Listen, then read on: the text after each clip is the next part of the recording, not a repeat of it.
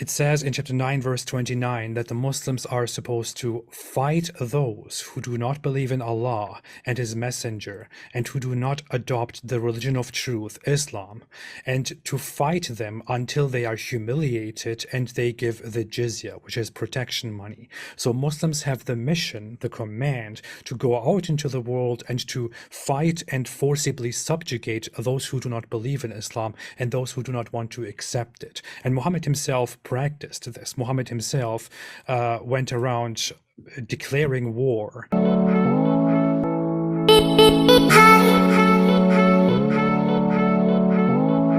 Once again, beloved, I greet you and I welcome you to Lost in Media. My name is Boache Stephen, and you know for sure that whenever I get in my city table, we dismantling those several assertions that has been made against Christianity since time immemorial. On this platform, you already know we're about reasonable polemics against authentic historic Islam, and we create the awareness that indeed Jesus Christ descended purposely for man's redemption. If anybody would want to be engaged in a religion, you see, you would want to engage or to be engaged in a religion that is humane, okay? Religion that is actually tolerative or tolerable. Okay, religion that is actually corresponding to reality. Okay, there has been several lot of societies. There has been several lot of civilizations around our world. There has been several lot of cultures. There has been several lot of traditions, customs around our world. Anthropologists will tell you about the different human behaviors around around the world within every civilization that emerged on public screen or on the world's surface. I hope you get to me. Archaeologists digs up the oldest, and surely they tell us of how people lived some time past prior to our time. Or we get to me, and most of these civilizations hadn't any much idea about God. Okay, most of them hadn't any much idea about God. They didn't study fancy we're studying today, though they were not without the idea that there is God or there was God. Even you can talk about people that lived prior to God giving His law to Moses, to the Israelites. Or we get to me. You can talk of people that lived prior to the time God moved along with Moses.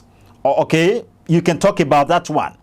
Or you can talk about the people that were living side by side with the Israelites. Okay, there were several other nations that never knew about the God the Israelites worshipped.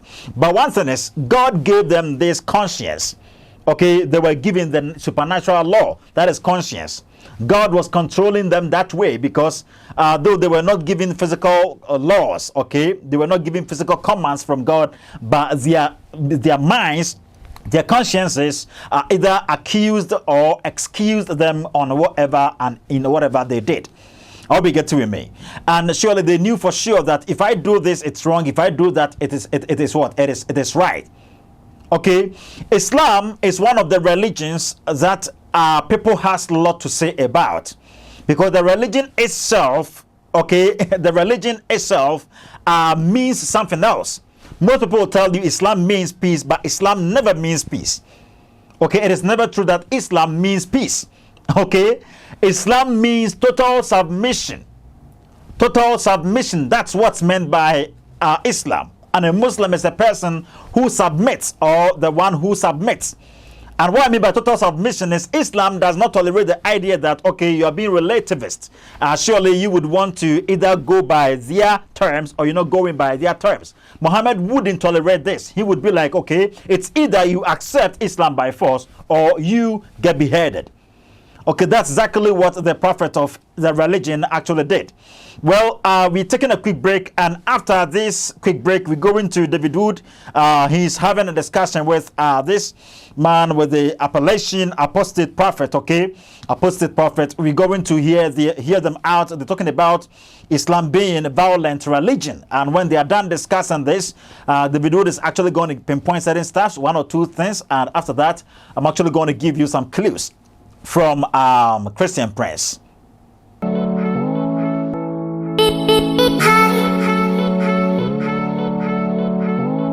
You're welcome back, beloved. May God richly bless you for waiting for us. I've always been telling you about Skin Code Cosmetics. Skin Code Cosmetics. There are lot of products around the world. Okay, and myself, I do not normally recommend products for people.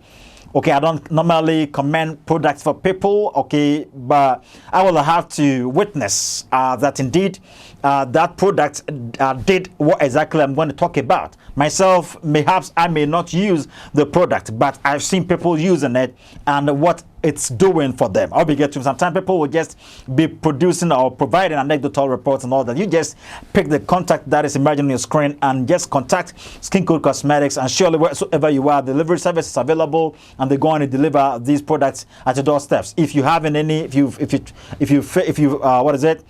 you facing any challenges in your skin, if it's dark spots or rashes, pimples, if you have some boils anywhere around the body, if you want to control your age, if you want to, control your wrinkled face or arm and all that, seriously, Skin Code Cosmetics has products that are going to be able to help you out. Well, if you want to eradicate those stretch marks that are emerging in your skin, seriously, if you are a male or a gent, whosoever you are, if you're a male or female, whosoever you are, Skin Code Cosmetics is available for you. Yes, let's go to David Wood and in his discussion with apostate prophet on Islam being a violent religion. It says in chapter 9, verse 29, that the Muslims are supposed to fight those who do not believe in Allah and His Messenger and who do not adopt the religion of truth, Islam, and to fight them until they are humiliated and they give the jizya, which is protection money. So Muslims have the mission, the command, to go out into the world and to fight and forcibly subjugate those who do not believe in Islam and those who do not want to accept it. And Muhammad himself practiced this. Muhammad himself went around declaring war, finding reasons to fight his opponents and basically subjugating them. And he also clearly said, as we can see in a hadith, which is a report about the things that Muhammad did and said in Sahih Muslim, book 32, hadith 75, he says that he wants to expel all Jews and Christians from the Arabian Peninsula and leave nobody but Muslims. And in Sahih Bukhari, later on, he also says that he has been ordered to fight the people until they say that none has the right to be worshipped but Allah. Okay, beloved, you see, so that's exactly what this discussion was about. And I think if you are in a country that is having Islamic domination, perhaps you wouldn't want for me to talk much. If you've ever lived in Nigeria, okay, if you're in Nigeria in general, you know what I'm talking about, okay? You know what Boko Haram is doing in Nigeria. Okay, excuse me. You know what these terrorist associations are doing in the areas where they are dominated. You can talk of ISIS, Al-Shabaab, Taliban, Al-Qaeda, Hamas, Hezbollah, Boko Haram, and all that. Okay, those areas that are having Islamic domination, you can talk of Egypt. Okay, you can talk of Morocco and all that Middle East, those countries in Middle East. You guys know what I'm talking about here. Okay, you can talk of Afghanistan and Iraq and all that, and you will know what I'm talking about here. Okay, you know what I'm talking about here. You can talk of Uganda and all that. Okay, Islam has majority in several of the areas I've mentioned, and the way Christians are being treated in these areas are actually very sad. Hope you get with me. They don't actually have the chance to express themselves publicly. Fancy I'm doing over here. Okay, that's the exact reason I always tell my people, my fellow preachers and also Ghanaians. Okay, we have to be very careful. We have to be very careful in this country. Yes, if we're living like this, it's okay. But if we actually remain reluctant to enter into politics and we leave everything to the hand of the practicing Muslims, seriously, it's actually going to hurt the country someday. There's going to be a time. I'm actually not employing any false dilemma over here. I'm talking about reality here. Okay, I'm talking about reality here. Okay, let's face reality. Just Google through the world map, Google through the world geography, Google through the geographical areas of Islam. Google through the areas around our world where Islam has the dominance and see what is happening over there. If Christians are allowed to do whatever, or any other religion are allowed to do whatever. Seriously, we have to be very much vigilant, okay? We have to be very much vigilant. Islam doesn't want the idea that you are practicing your religion and I'm practicing my religion. Islam would want all to submit to Allah. Okay, and Islam would want to introduce Sharia wheresoever they are. So if they are living in a country and Sharia isn't introduced, and surely the state rules, norms, regulations are the ones governing, being used in governance of the nation, seriously don't like it at all. And they do allegedly their secret meetings and all that so as to be able to overcome staffs and to be able to get on top of the nation, and everybody actually becomes submissive or submitted to Allah. Well, let me give you this clue from The Deception of Allah, a book written by Christian Prince, Volume 1. And this page I'm reading, that is it page 30?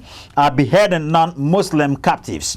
Beheading non-Muslim captives. Quran chapter 8, verse 67. It is not all Allah's wish for any prophet to have captives up to the time of he has caused the massacre in the land. Ye desire the temptation of this world and Allah's plan for the afterlife, and Allah is all powerful and wise. So this verse of the Quran is actually talking about Muhammad's sin. Okay, Allah rebuked him because Muhammad was actually going or running after physical goods rather than actually thinking about the afterlife. So Allah had wanted to punish him, but he had already made a decree that he was seriously pardoning him for stuff, so he wouldn't do it. So we do remember the outrage occurred in the prison of blah blah blah blah blah blah.